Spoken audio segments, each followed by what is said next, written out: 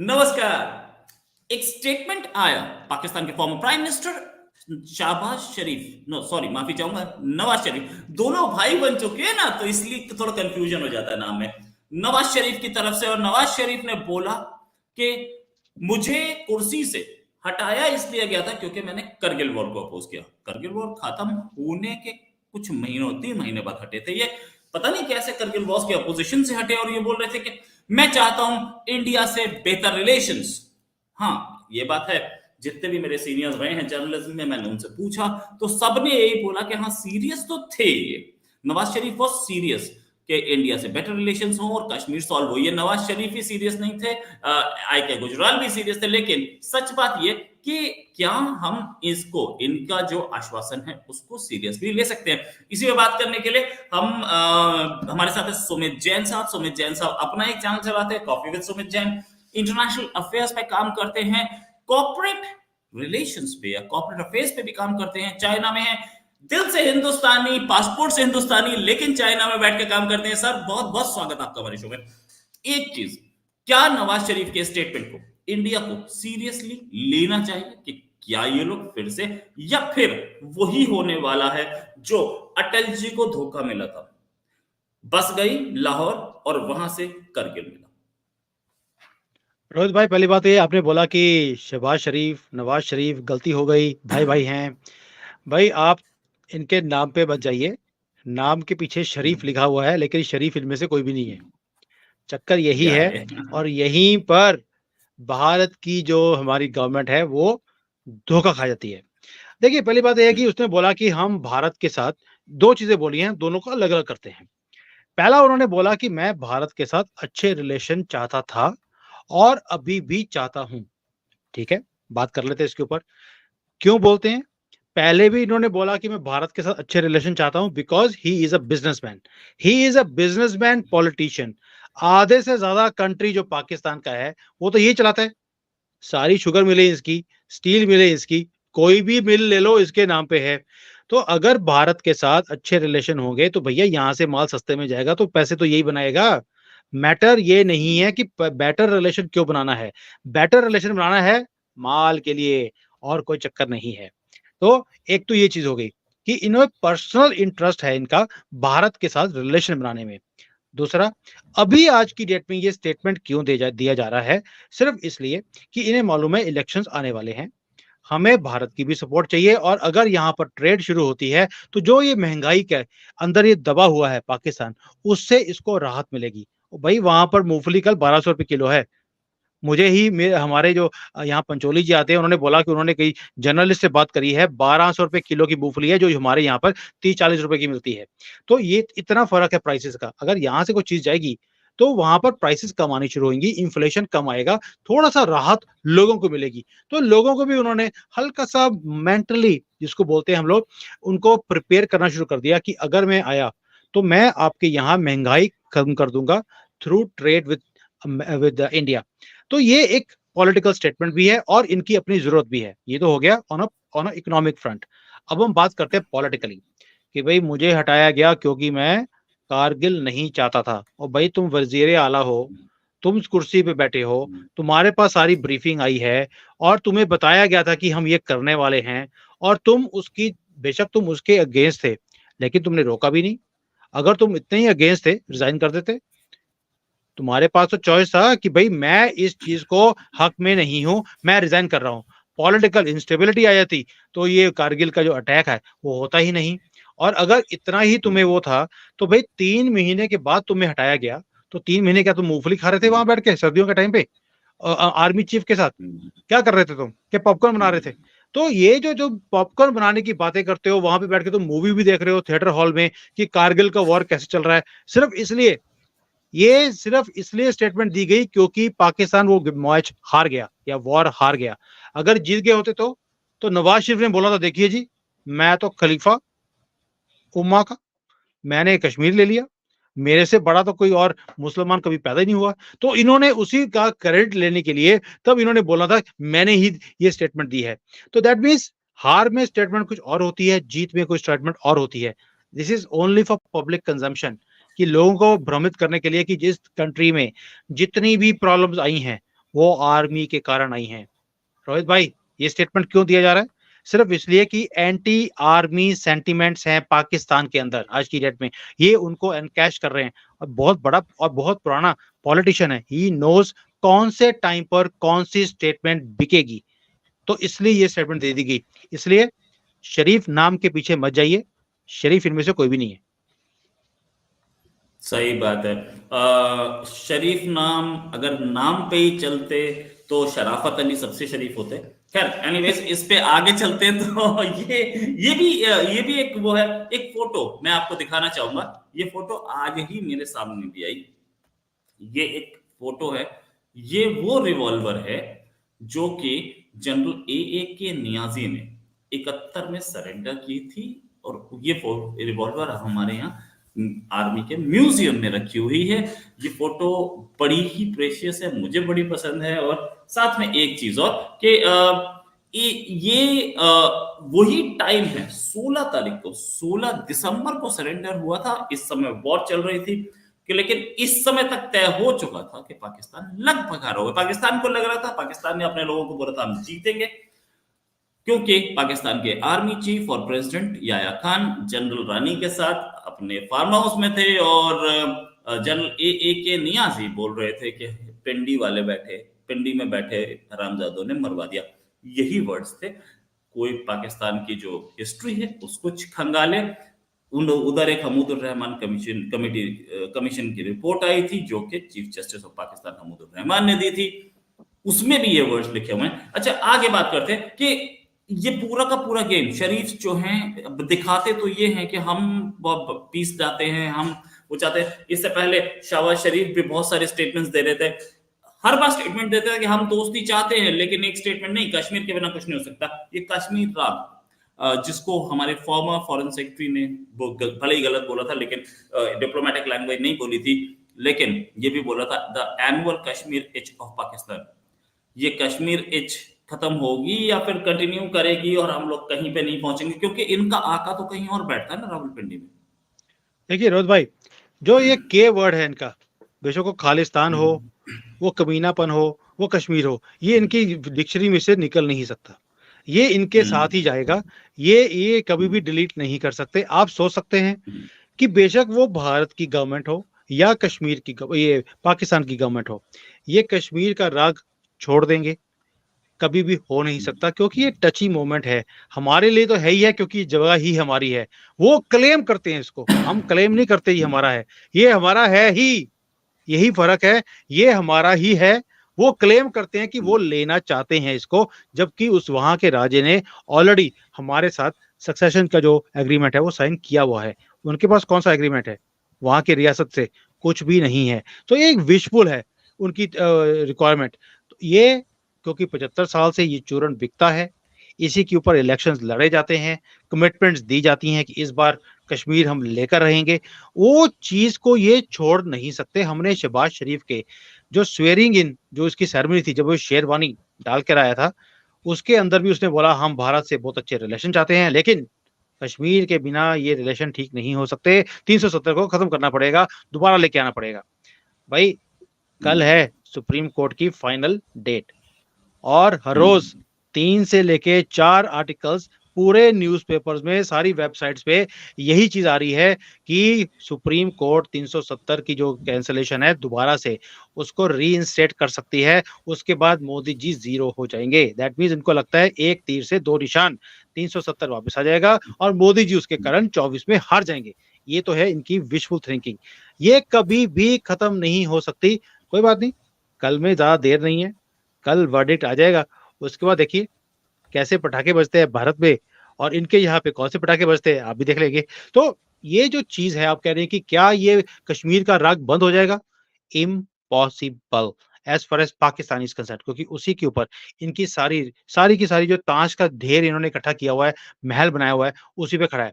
Secondly, जो आपने बोला कि आका, ये इनको भी मालूम है कि भाई हमारी तो चलनी नहीं है, जो चलेगी वो आर्मी चीफ की चलनी है। तो आर्मी चीफ ने जो डिक्टेशन दिया है कि भैया तुम थोड़ा सा ये भी बोल दो कि हम अच्छे रिलेशन चाहते हैं भारत के साथ, ये हो गया कि ट्रेड शुरू हो जाएगा, हमारे यहाँ पे प्राइसेस ठीक हो जाएंगी। एक तो हो गया इकोनॉमिकली हम स्ट्रांग हो जाएंगे, दूसरा कश्मीर का भी तुम जो है राग बोलना शुरू कर दो कि भैया जो है कश्मीर हम सॉल्व करना चाहते हैं, कोई बात नहीं, आने दीजिए। अभी तो ये भी पता नहीं है कि बिल्लो रानी वो लेडी सूट डाल के आएगी प्रधानमंत्री बनकर, या ये आएगा नवाज शरीफ, ये टाइम बताएगा हमें, क्योंकि सिलेक्शन दोनों में से एक की होने वाली है। बिल्लो रानी की जो स्टेटमेंट है कि भैया सिलेक्शन मत करना, इलेक्ट करके आना अगर तुमने मेरे से कंपटीशन लेना है, दैट मींस उसको भी मालूम है कि कहीं ना कहीं नवाज शरीफ की सिलेक्शन ज्यादा लग रही है उससे ज्यादा। 3-4 महीने पहले तो उसको कंफर्म था बिल्लो को कि भैया लेडी सूट डाल के तो मैं ही आऊंगा वो अपना ओथ सेरेमनी के अंदर, लेकिन अब उसको थोड़ा सा लग रहा है कि हो सकता है कि शरीफ जो है इसका पलड़ा भारी है, तो इनका भी आपस में लड़ाई झगड़ा शुरू हो गया है। बिल्लो रानी आपको क्या लगता है, जैसे ही वो अगर वो प्रधानमंत्री बना, आपको क्या लगता है वो पहला स्टेटमेंट ही क्या होगा कि हम कश्मीर लेकर रहेंगे? आपने देखा भारत के अंदर आकर भी उसने यही सारी हरकतें करी थी, ये नहीं छोड़ सकते। ये है कि क्योंकि वो पॉलिटिशियन नहीं है, नवाज शरीफ एक पॉलिटिशियन है, पॉलिटिशियन की ही बात करता है, पॉलिटिशियन की तरह बात करता है, इसलिए उसकी बातों में थोड़ा सा वजन भी है। लेट्स सी, लेकिन उसके हाथ में पावर कितनी है? जीरो, अंडा 0/0 है, और पावर है जिसके पास वही स्टेक्स करेगा कि भाई कश्मीर को कैसे हैंडल करना है, इकोनॉमी को कैसे हैंडल करना है, और वोट भी किससे पॉलिश करवाने हैं। बिल्कुल सही। अच्छा, एक चीज और, ये इसमें बिल्लो रानी की कैलकुलेशन एक जगह फंस गई थी कि blood is thicker than bottom, लेकिन उससे ज्यादा थिकर क्या होता है? उससे ज्यादा थिकर होता है तंदूरी मुर्गा, जो कि पंजाबी स्टाइल है। तो पंजाबी पंजाबी को फेवर करेगा पंजाब में, और आर्मी चीफ आसिम मुनीर पंजाबी हैं और ये पंजाबी है।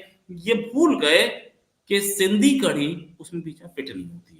ये पहले उनको लग रहा था कि मैं निकाल जाऊंगा क्योंकि मैं, मेरे पास ज्यादा बड़ी अच्छी फुट पॉलिश है, और मेरी माँ ने भी की थी फुट पॉलिश और मेरे बाप ने भी की थी, और माँ को मरवाने के बाद भी मैं फिर भी इधर बैठा हूं, लेकिन नहीं हो पाया। Yes, please continue. नहीं सर, आप भूल रहे हैं बहुत बड़ी बात। ही आर्मी चीफ जो है, आपको मालूम है इनके यहाँ पर नाच गाना बहुत अच्छा लगता है। बिल्लो रानी नाच गाना बहुत अच्छा करती थी, रात को जाकर आर्मी चीफ के सामने, वो भी पसंद करते थे इसका नाच गाना लेडी सूट में। तो इसको लगता था कि मैंने अपने आर्मी चीफ को अच्छी तरह से खुश कर दिया है। मेरा जो बापू है वो बॉट पॉलिश करता है, वो बूट पॉलिश में माहिर है, मैं नाच गाने में माहिर हूँ, इसलिए उनको लगता था कि मेरी ही सिलेक्शन होने वाली है।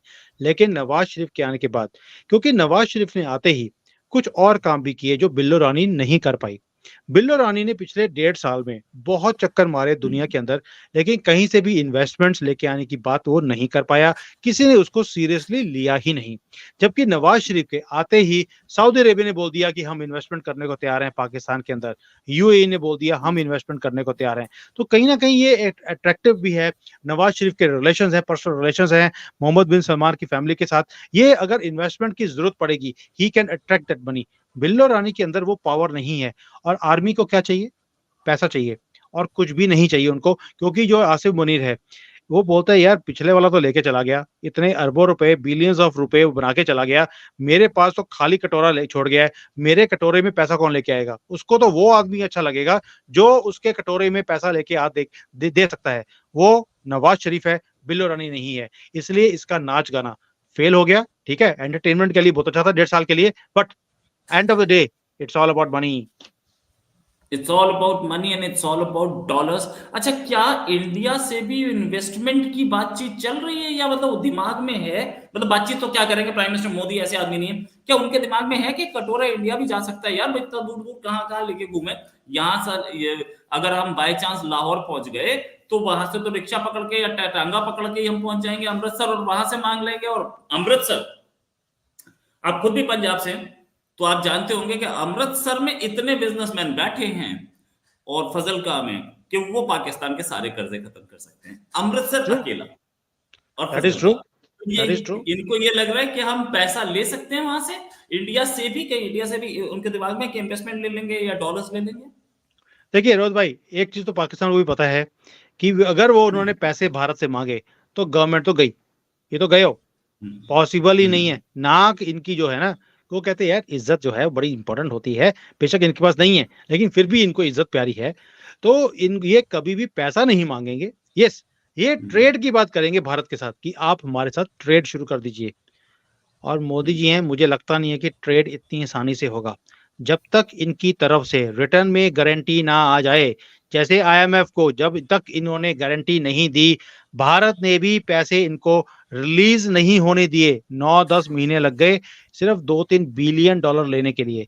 जब इन्होंने आईएमएफ को गारंटी दी कि yes we will take care all these so called CEOs in their country, एक एक करके टपकाएंगे, वही काम वहां पे किया जा रहा है। जब तक वो गारंटी नहीं आई थी, इनको भी पैसे दिए नहीं गए। भारत भी वही काम करेगा जैसे आईएमएफ के थ्रू करवाया है। आप हमें गारंटी दे दीजिए कि हमारे ऊपर आप कोई भी काम नहीं करेंगे। ये जो नॉन स्टेट एक्टर्स की बात करते हैं, वो हमारे यहाँ नहीं आएंगे, जो आए हैं आपके पास वापस जाएंगे, हम ट्रेड शुरू कर लेते हैं। It will be a win win situation. Why? We are at a higher position, better position economically, militarily, foreign relations, आप कोई भी बात कर लीजिए, ये हमारे सामने कहीं भी खड़े नहीं होते। इसलिए बॉल हमारे कोर्ट में है, हम जैसे चाहेंगे वैसे इनको फुटबॉल की तरह यूज करेंगे। 16 minutes into the live, 406 people live with us at the moment. Questions बहुत सारे आ रहे हैं। आकाश शाह ने एक क्वेश्चन पूछा है कि should India send troops to Israel, in Israel to Israel? Shah ये जी, क्वेश्चन मैं लूंगा। या प्लीज कंटिन्यू। आप लीजिए प्लीज। हाँ, ये क्वेश्चन मैं लूंगा, लेकिन उससे पहले मैं आपसे, क्योंकि आप कॉर्पोरेट वर्ल्ड के हैं, तो मैं एक आपको खबर देना चाह रहा था। गवर्नमेंट ऑफ इंडिया ने नोटिस भेजा है अक्षय कुमार, शाहरुख खान और अजय देवगन को कि वो गुटके का ऐड कर रहे थे। इसलिए पहले इस पे कमेंट लेना चाहूंगा। आप कॉर्पोरेट वर्ल्ड के आदमी हैं तो ज्यादा बेहतर जवाब देंगे, फिर उसके बाद विल कम टू इजराइल। देखिए रोहित भाई, पहली बात यह है कि जब एक चीजें बैन हो चुकी हैं कि भाई आप ड्रिंक है, गुटखा है, इन चीजों की ऐड आप नहीं कर सकते, because it sends a wrong image to the world या टू द किड्स जो यंगस्टर्स हैं, और इससे बीमारियां होती हैं। जब एक चीज ऑलरेडी क्लियर हो चुकी है, रूलिंग्स आ चुकी हैं, तो क्या ये जो रोल मॉडल्स हैं, सो कॉल्ड रोल मॉडल्स, मैं तो इनको रोल मॉडल मानता भी नहीं हूं, लेकिन ये रोल मॉडल हैं, फिर भी लोग इनको देखते हैं, सुनते हैं, और इनकी एक एक चीज को कॉपी करते हैं। भी जैसा इनका हेयर स्टाइल होता है, दाढ़ी का स्टाइल होता है, लोग वैसे करने लग जाते हैं, दे इमिटेट देम। तो क्या इनको शोभा देता है ऐसी चीजों की ऐड करने के लिए? और जो गवर्नमेंट ऑफ इंडिया ने किया है, बिल्कुल सही किया कि भाई आपने ये ऐड करी है, this is not allowed and you should not do, because you are having a responsible image in the country. तो मेरे हिसाब से बहुत बढ़िया एक मूव है। गवर्नमेंट को तो चाहिए कि गुटखा बंद ही कर दें। बड़ी कोशिश भी करी इन्होंने बंद करने की, लेकिन आपको भी मालूम है कि गुटखा की लॉबी इतनी स्ट्रांग है कि वो अपने धंधे को कभी बंद करने देते ही नहीं है। वो बिना बुक्स के भी बनाते रहते हैं और 2 नंबर में बेचते रहते हैं। We know all this games. So इससे बेटर यही है कि भाई इसको अगर बंद नहीं कर सकते तो एटलीस्ट जो एड्स कर रहे हैं उनके ऊपर तो कंट्रोल किया जाए। Very good move, I like this statement, this is called a statement of strength. भाई शाहरुख खान जैसे आदमी को, अक्षय कुमार को आप क्या समझते हैं उनको नोटिस भेजना कोई आसान है? और इनको अगर सही नोटिस बात दिया है। गया, दैट मीन्स भारत ने नोटिस ले लिया, भारत की गवर्नमेंट ने नोटिस ले लिया, अब बॉलीवुड को भी नोटिस लेना पड़ेगा। एंड ये सारा जो ये धांधलेबाजी है, सारी पैसों के चक्कर में इतनी बड़ी बड़ी एड्स बनाते हैं, ये बंद करनी पड़ेगी, because it is sending a wrong image to the youngsters of this country. बिल्कुल सही। और गुटके की लॉबी, गुटके में जो लोग घुसे हुए थे इससे पहले, दाऊद इब्राहिम भी गुटके में थे। और गुटका टोटल जो वो 20 रुपए का पैक आता है, एक छोटा सा रजनीगंधा का या किसी और का, उसकी कॉस्ट 1 रुपया भी नहीं है। हम्म। आप सोचिए कि कितना गवर्नमेंट टैक्स कमाती है और कितना उसके ओनर्स कमाते हैं। ये चीज 1 रुपया मतलब 50 पैसे ही नहीं है उसकी कॉस्ट यार। और वो पूरा का पूरा उसमें कत्था नहीं है, उसमें चूना नहीं है, उसमें वो पूरा का पूरा केमिकल है, जिससे जो आपको और नुकसान देता है। साथ में एक चीज और कि वो इतना इतना प्रॉफिट्स हैं कि वो किसी को भी ब्राइब कर सकते हैं। खैर, अब वापस आते हैं। Should India send its forces to Israel? हम लोग अपने लाइव के फाइनल कुछ टाइम में हैं। इस क्वेश्चन के बाद हम एक दो क्वेश्चन ले लेंगे अपने व्यूअर्स के, अंदर विल वाइंड अप। क्या इजराइल भेजनी चाहिए हमें अपनी फोर्सेस? मुझे बड़ी हैरानी होती है, क्वेश्चन पूछा किसी शाह जी ने। ओए मिस्टर शाह, गुजराती भाई लग रहे हो आप। गुजरातियों ने कब से वॉर के अंदर एंटर करने की बात करनी शुरू कर दी? ये तो वही वाली बात हो गई जैसे निखिल निखिल गुप्ता पकड़ा गया। गुप्ते जैन कब से, और शाह ये कब से युद्ध के अंदर बातें करने लगे कि युद्ध में जाना चाहिए कि नहीं जाना चाहिए? ओ भाई, अमित शाह है, वो तो अपने घर के अंदर जो स्यापे पड़े हुए हैं ना, ये जो हमासी बैठे हैं हमारे यहाँ पर गाजा बनाकर हम्म, 400-500, ये उनको खत्म करने में लगे हुए हैं। हमें दूसरे के स्यापों में डालने की जरूरत नहीं है, डालने की जरूरत नहीं है। इजराइल अपने आप में इतना सक्षम है कि वो अपने आप को डिफेंड कर सकता है। अभी आपने देखना शुरू कर दिया है, सारी टनल्स में से चूहों की तरह बाहर निकल रहे हैं और सरेंडर कर रहे हैं अंडरवियर्स में। वहां पर आर्मी की, भारत की आर्मी की जरूरत क्या है, मुझे समझ नहीं आई। और उनके पास हथियार ऐसे हैं कि अमेरिका भी फीका पड़ता है उनके सामने। तो मुझे नहीं लगता कि भारत को अपनी कोई आर्मी कहीं भी भेजनी चाहिए। हमारी आर्मी हमारी कंट्री को डिफेंड बड़ी अच्छी तरह से कर रही है। हमने देख लिया नॉर्थ में, हमारे पाकिस्तान की साइड पर, बांग्लादेश में, इवन म्यांमार में भी जैसे भारत को प्रोटेक्ट किया जा रहा है। इट इज मोर इम्पोर्टेंट कि हम अपने बॉर्डर्स को प्रोटेक्ट करें। इसराइल को प्रोटेक्शन की जरूरत नहीं है, पूरी दुनिया वहां पर प्रोटेक्शन उनको दे रही है, उनके साथ है। I think we should not send our troops to anybody else, rest just take care of our own country. And Shah ji, मुझे हैरानी हो रही है राइट। कि आप जैसा गुजराती ये क्वेश्चन पूछ रहे हैं। नहीं तो दो गुजराती ही हैं जिन्होंने बालाकोट स्ट्राइक की थी, ऐसा नहीं है। और इतना बड़ा बोल्ड स्टेप ना इंदिरा गांधी ले पाई थी ना राजीव गांधी। नहीं रोहित भाई, हमारे ऊपर अटैक आएगा, फिर तो जैन हो या गुजराती हो, वो सामने जाएगा ही जाएगा। तो इसमें तो कोई शक ही नहीं है, हम कंट्री के लिए कुछ भी कर सकते हैं। लेकिन कुछ दूसरों के मामले में हम दखल देते नहीं है। हम कहते हैं हमारे मामले में दखल मत देना, हमारी पूंछ को हाथ लगाया तो हम पूंछ ही काट देंगे, ये हमारी फितरत है। वैसे हम अहिंसा में विश्वास रखते हैं। राइट, अहिंसा में विश्वास रखते हैं। अच्छा, एक क्वेश्चन मैं आपके पास लेके आना चाह रहा था, वो ये था कि एक्सटर्नल अफेयर्स मिनिस्टर जयशंकर साहब ने बोला है कि India has been a victim of unfair competition in the globalised era, but in the new Delhi has been strong enough to call it out. Jaishankar has underlined that if competition is unfair, countries must have the ability to call it out. क्या आपका reaction इस पर? देखिए रोहित भाई, बात उन्होंने बिल्कुल सही कही है कि पिछले 20-25 सालों में हमने देखा कि एक फेवरेटिज्म था चाइना के लिए। WTO का सहारा लिया गया, चाइना को सपोर्ट किया गया और कहीं ना कहीं इंडिया को अंडरमाइन किया गया। मैं देखिए, अब मैं पंजाब से आता हूँ, हमारे जो लुधियाना है वहाँ पे गारमेंट्स बनते हैं। आपको मालूम है, जितने ये स्वेटर वगैरह जो भी आपने डाला हुआ है, ये सब लुधियाना के बने होते हैं। शर्ट्स हैं, कुछ भी है, और ये सारी एक्सपोर्ट होती थी पहले यूरोप में, अमेरिका में। हमारे पास भारत के अंदर, भारत को एक मिली हुई थी स्पेशल स्टेटस। वो सारा स्टेटस इन्होंने छीन लिया भारत से और दे दिया पाकिस्तान को। एक जिहादी कंट्री को आपने स्पेशल स्टेटस आज भी दिया हुआ है। उसका मतलब है कि जो भी इंपोर्ट पाकिस्तान से या बांग्लादेश से जाएगी वो इंपोर्ट फ्री होगा टू यूरोप। उसके क्या कारण क्या हुआ कि जो भारत के जो एक्सपोर्ट्स थे गारमेंट्स के, वो सारे क्या हो गया, वो इनकम्पेरेटिव हो गए। हम लोग वहां पे अपना माल नहीं बेच पाते अब इस चक्कर में। तो ये जो चीजें हैं, ये सारी की सारी एक तरह से सिर्फ इसलिए की गई थी बिकॉज हमारी बूमिंग इंडस्ट्री थी, उसे खत्म करने के लिए इन्होंने ये कुछ किया। क्या ये कुछ इन्होंने चाइना के साथ किया? Answer is no. 25 साल इन्होंने, 30 साल जैसे चाइना को इन्होंने परोस के दिया सारा कुछ। कोई WTO नहीं, कोई ह्यूमन राइट्स वायलेशन नहीं, कोई लेबर लॉज नहीं। और भाई उगर मुसलमान को ये 18-18 घंटे काम करवाते हैं, 1 रुपया उनको सैलरी नहीं देते, और वहां बाहर भी निकलने की उनको परमिशन नहीं है। वो उसके बाद जाते हैं, मरने वाली हालत होती है, सोते हैं, दोबारा आके काम करना शुरू कर देते हैं। ह्यूमन राइट्स कहाँ जाते हैं? कहीं भी कोई भी राइट। देखता ही नहीं है। लेकिन भारत में अगर कोई भी 8 घंटे से ज्यादा काम कर ले तो बोलते हैं जी ये तो आपने बड़ा गलत काम कर दिया, ये तो आपने बच्चों से काम करवा रहे हैं, ये आपने इनको छुट्टियां नहीं दी, ये ओवर टाइम नहीं दिया, ये ह्यूमन राइट्स नहीं है। तो अब इनको सारे ह्यूमन राइट्स दिखते हैं। और इसी के ऊपर जयशंकर जी ने बोला इट इज अनफेयर, कि आप जहां पर आपको फायदा होता है वहां पर आप आंखें बिल्कुल बंद कर देते हैं और हमें हमेशा प्रेशराइज करते हैं कि भाई आपके यहाँ पर माइनॉरिटीज का रूल्स हैं, ये वाले रूल्स हैं। 36,000 इन्होंने रूल्स बनाए हुए हैं, जिसको टाइट करना होता है वहीं पर ये रूल्स यूज करते हैं। और भारत ने बिल्कुल सही कहा कि पहले शायद हमारी वो स्ट्रेंथ नहीं थी कि हम इन चीजों को बोलते, फेस करते। ये मोदी का भारत है, उसी भाषा में जवाब भी देगा और बोलेगा भी कि भैया तुम यहाँ पे गलत हो, अपने रूल्स लो अपने पास, हमें तंग करने की जरूरत नहीं है। मुझे इतनी खुशी होती है जब मैं जयशंकर जी की ये स्टेटमेंट सुनता हूँ and the kind of messages ही सेंड्स टू द वर्ल्ड, कि अनफेयरनेस हमारे ऊपर की गई, लेकिन हमने कभी भी अनफेयर प्रैक्टिसेस को यूज नहीं किया।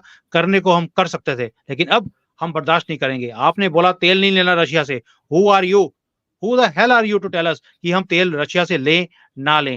हम वेनेजुएला से लें या ना लें, हम ईरान से लें ना लें, हमारी मर्जी, जहां से लेना होगा हम लेंगे, जो हमारे नेशनल इंटरेस्ट के लिए जरूरी है।